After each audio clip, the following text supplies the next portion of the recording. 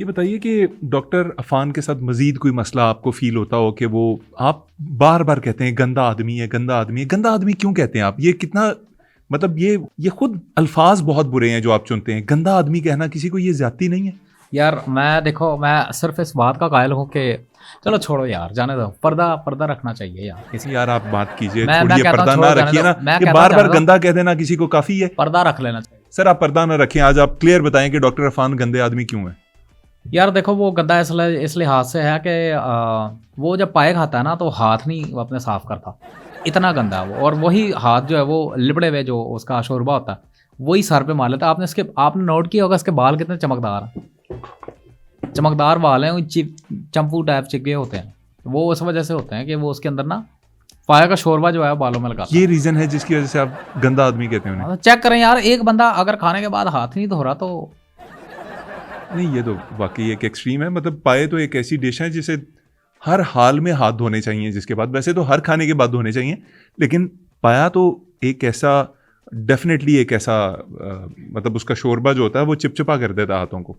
अच्छा, नफरत की एक और वजह भी ये है कि उससे मेरी चिढ़ इसलिए भी बनी है कि सिर्फ पाए वाली बात नहीं है। पाए वाली होती चलो बंदा दरगुजर कर लेता है, भूल जाता है यार, ठीक है। लेकिन जब इसने एक और चीज़ की थी जिससे मुझे नफरत हो गई, जिससे मुझे ट्रस्ट उठ गया, ट्रस्ट वर्दी नहीं रहता बंदा। इसने जब कहा मुझे कि यार, बोला यार मुझे कहा पानी वाले, ये जो वेनेजुएला में रेड हुई है ना मादुरो के ऊपर, ये सदर को जो उठाया, तू भी अंडरग्राउंड हो जा, ठीक है? या फिर एक काम कर, तेरे ऊपर भी रेड पड़ सकती है, तुझे भी उठा सकते हैं, तू एक काम कर, मेरे घर आजा, कोई भी नहीं है। डॉक्टर अफान ने आपको कहा कि मेरे घर आजा वरना तू पकड़ा जाएगा? हाँ, मेरे घर आजा, कोई भी नहीं है? हाँ बिल्कुल ऐसा कहा। और मैं गया उसके घर पे। मैं जब गया हूँ तो आगे देखा ताला, कोई था ही नहीं। अच्छा, मैं इसको माफ़ कर देता इस बात पे भी, ये चलो यार इसने ये सच बोला कि घर पे कोई नहीं है, लेकिन जब मैं वहाँ पहुँचा हूँ तो मैंने देखा कि यार दो गोरे किस्म के लोग जो है ना, गोरे फुल गोरे अंग्रेज, वो मुझे वॉच कर रहे थे। वो अमेरिकन मौजूद थे उधर? वहाँ पे मैंने अपनी आंखों से देखा। और मैं फिर मेरे दिल में एक बात आई कि यार चलो इसने एक और अच्छी बात बताई कि अपने आप प्रोटेक्ट कर या छोपचा। गोरे वाकई देख रहे थे। फिर बाद में मुझे पता चला, चौकीदार करीब आया, बोल रहे यार क्यों उनको देखे जा रहे हो, वो दो भाई हैं जो तेरे फैन हैं, तुझे देख रहे हैं, आप घबराने की कोई ज़रूरत नहीं है। इन दोनों बेचारों ने ना मछली पे दूध पी लिया था तो इनका कलर जो है वैसा हो गया। तो फिर जाके मुझे सुकून आया कि यार हाँ, बचत हो गई। चले, मैं पनौतीपन के बारे में नहीं पूछता कि आप उनके साथ लगे तो क्या हुआ। रजब के साथ आपकी दोस्ती कैसी चल रही है? आपने अभी उन्हें कराची के अंदर खुद थप्पड़ खाए, उनके ऊपर बिछ गए, ऐसे जैसे आप उनकी कोई शील्ड हैं, आपने उनको प्रोटेक्ट किया, और वो भी आपकी दोस्ती के अंदर अब जो है वो ज़मीन आसमान के जो कलाबे हैं वो मिला रहे हैं। तो क्या कैसी चल रही है ये दोस्ती? ये बात अभी आपने सवाल किया ना, मज़ेदार किस्म का। देखिए मैं बताता हूँ रजब के साथ मेरी इतनी अच्छी क्यों बनी है। उसका रीज़न ये है कि यार उस बंदे ने ना मेरे औखे वक्त में मेरे काम आया। रजब मेरे औखे वक्त में काम आया। कैसे उन्होंने आपका ये जो औखा मुश्किल वक्त था उसमें कैसे काम आए? यार आपको याद होगा कि डकी की जब शादी थी, डकी शादी हुई ना, बिल्कुल हुई। डकी शादी पे जब मैं गया था तो मैंने सलामी देनी थी, मेरे जेब में था 20 लाख रुपया। सलामी का वक्त आया तो मेरे पास पैसे नहीं, 20 लाख मेरे गुम गए थे रश में। मुझे नहीं पता चला कि कोई प्रोफेसर मेरे साथ मनी हाइस्ट कर गया। तो उसके बाद मैं कोने में बैठ गया उदास होके। तो इतने में रजब ने मुझे देखा, कि कहा ये क्या हो गया, तू उदास क्यों बैठा हुआ? तो मेरे पास आया, मैंने कहा यार मेरे ना 20 लाख रुपए जो है वो जेब में लेके आया हुआ था सलामी के, वो किसने निकाल लिए? तो उसने कहा यार ऐसी कोई बात ही नहीं है। उसने एनवलप करवाया, मुझे एनवलप दिया और बोला ये दे दे। मैंने कहा सब पैसे ही नहीं है। बोला खोल के इसने देखने हैं यार। वो आइडिया वहाँ से उधर मुझे इज्जत बची नजर आई। मैंने कहा चलो शुक्र है यार एक आइडिया। तो वहाँ से मेरी दोस्ती एनवेलप, शादी के ऊपर एनवेलप, किसी को खाली एनवेलप पकड़ा देना ये कोई बड़ी बात है? ना मेरा वीर, आप गलत आप सोच रहे हैं। देखें आप रुजू करें, आपको रुजू करना चाहिए।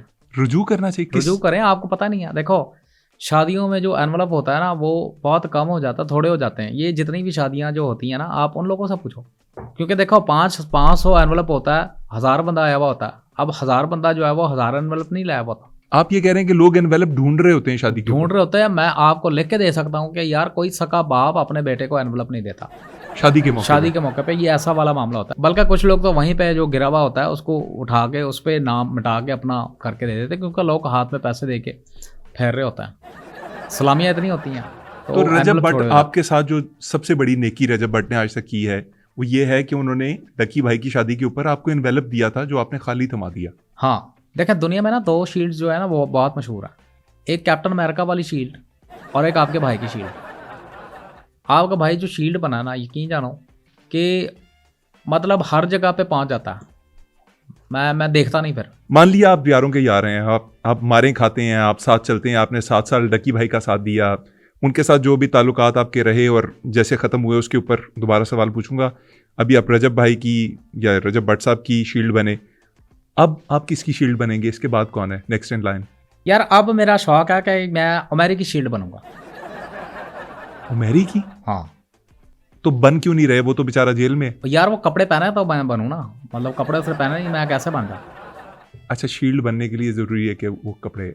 मैं तो हेल्प करने वाला हूँ यार, मैं तो मुश्किल में साथ देने वाला हूँ, मैं पीछे हटने वाला नहीं। एक सवाल यहाँ पे जो जन्म लेता है वो ये है कि लोग ये कहते हैं सवाल का बाप है, माँ है, शादी हुई भी है। सवाल पूछ लूँ अगर इजाज़त दें तो? इतने आप नेक नहीं है या इतना फरबरदार नहीं है, आप पूछ लें जो पूछना, आपने तो वही सवाल करना। सवाल ये है कि लोग आपके बारे में कमेंट करते हैं। एक कमेंट मैं आपको पढ़ के सुना देता हूँ, मेरे पास मौजूद है, मैंने सेव किया हुआ था। कहते हैं जी कि नदीम नानीवाला की अपनी कोई फिल्म नहीं है, ये दूसरों की फिल्मों के अंदर राजपाल यादव का किरदार अदा करते हैं। ये कहना है, मतलब लिखने वाला ये लिख रहा है कि आप दूसरों की फिल्म के अंदर सपोर्टिंग कैरेक्टर हैं, आप खुद मशहूर नहीं हैं, आप लोगों की शोहरत के ऊपर राइड करते हैं, लोगों की कंधों के ऊपर पैर रख के मशहूर होते हैं। आप इसको बुलाएं यार, अपने शो में बुलाएं, मैं इसको आईफोन दूंगा।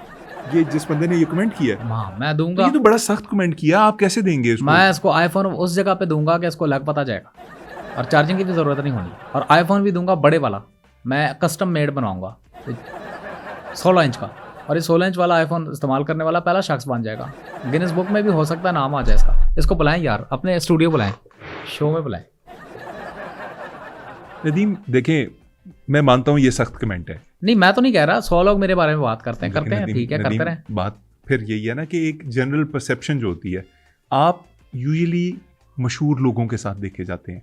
डकी भाई के साथ आपकी जो वाबस्तगी थी वो तब तक रही जब तक वो मशहूर थे, उसके बाद उनका डाउनफॉल का आगाज़ हुआ, उनके ऊपर केसेस बने, वो पकड़े गए।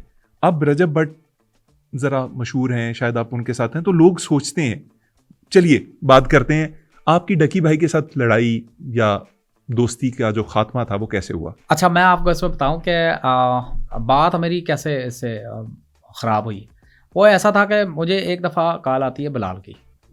बिलाल की कॉल आई आप? बिलाल की कॉल आती है, बिलाल की कॉल मैं कोई मेरे ख्याल से 30 कॉलें उसने की हुई थी, 31वीं पे मैंने उसको उठाया। अच्छा, मैं प्लीज मुझे साथ साथ ना नाम नोट करने दें क्योंकि अनफेमिलियर हूं मैं कुछ लोगों से। बिलाल है। बिलाल की कॉल आई है आपको? बिलाल ने आपने 30वीं कॉल उठाई है, जबरदस्त। बिलाल की कॉल आई तो कहता है यार, तो बिलाल कहता है कि यार पानी वाला आतिफ मुश्किल में है, वो मुसीबत में फंस गया, तो उसका कुछ करना पड़ेगा। मैंने कहा ठीक है, मैंने उसको कहा फ़ोन रख, मैं उसको करता हूँ।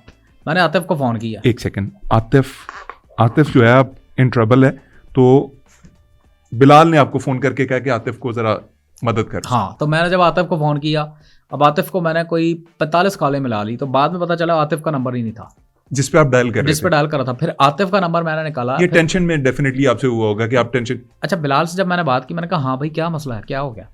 बोलता है यार पानी वाला तू हमारा भाई है ना। मैंने कहा हाँ बिल्कुल भाई हूँ, मैं हर जगह साथ खड़ा हुआ हूँ। तो मुझे आतिफ ने बोला यार पौमी के साथ जो है ना बात एक अजीब सा मामला हो गया, तो पौमी को कहे यार आतिफ को समझा दे। ये पौमी टिकटॉक कर रहे हैं कोई?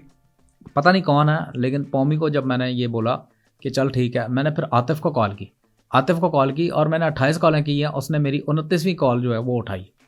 मैंने उसको कहा यार पौमी ये कह रहा है यार प्लीज़ तू समझ जा अपने आप को, जो है जो तू कर रहा है ये अपने आप को सुधर समझ जा। इतना बीच में देखा कि मुझे डकी की कॉल आ रही थी, बीच में डकी की कॉल आती रही, तो फिर डकी को मैं नहीं उठा सका, मैंने उन तीनों की कॉल काट दी। उसके बाद मैंने उसको डकी को कॉल बैक वापस किया, 50 कॉलें की हैं, उसने नहीं उठाया और फिर मुझे सीधा ब्लॉक कर दिया। मैंने फिर कहा कि यार ये देखो ये ठीक नहीं किया तूने। इसके लिए एक बंदा यूके से चल के आता है, इसके लिए चने लेके आता है, इसको पूछता है। और वो बीच में एक इंटरव्यू, वो अरशाद भट्टी को इंटरव्यू दिया। भट्टी साहब भी जो है वो भी वक्र हैं, वो पेपर इतने लेके आ गए, वो एक सवाल कर रहे हैं दूसरा कर रहे हैं, पेपर ही पेपर थे। मैं देख के तो अजीब हो गया था, इतने सारे पेपर थे भट्टी साहब के पास, तो वो एक सवाल करी जाए दूसरा करी जाए, मैं कंफ्यूज हो गया। अब रजब बैठा है, उसको भी समझ नहीं आ रही थी। तो ऐसा लग रहा था कि यार हम जो है वो कोई जैसे हेड मास्टर होता है जो पेपर बच्चे दे रहे होते हैं, उनको वॉच कर रहा था। तो भट्टी साहब ऐसा लग रहा था पेपर दे रहे थे, हम बैठ के जो है वॉच कर रहे हैं।